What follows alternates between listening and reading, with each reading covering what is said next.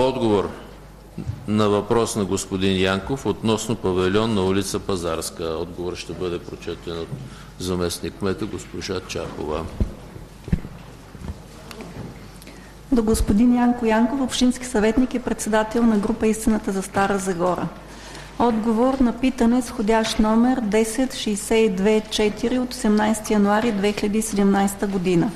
Уважаеми господин Янков, във връзка с ваше питане, получено в община Стара Загора, с цитирания сходящ номер, ви предоставям следната информация на зададения от вас въпрос. Заложна къща на улица Пазарска номер 13 се намира извън територията на Централен зеленчуков пазар. От звено Общински пазари не е издавано разрешително за поставяне на павилион на посочения адрес.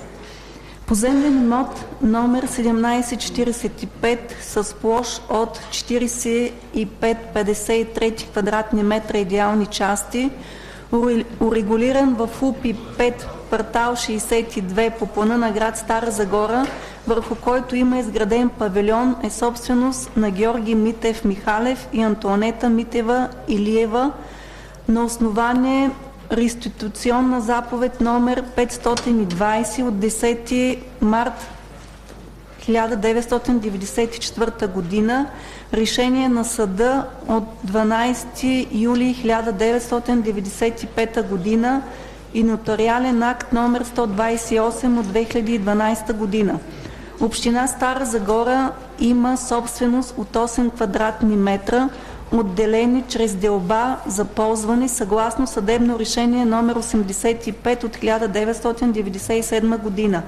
По повод искане от собствениците е извършена процедура по член 195 от ЗУТ, като е съставен констативен протокол от 23 април 2013 година на комисията по член 196 от ЗУТ и издадена заповед номер 1000-1042 от 22 май 2013 година на кмета на община Стара Загора за премахване на паянтова постройка павилион.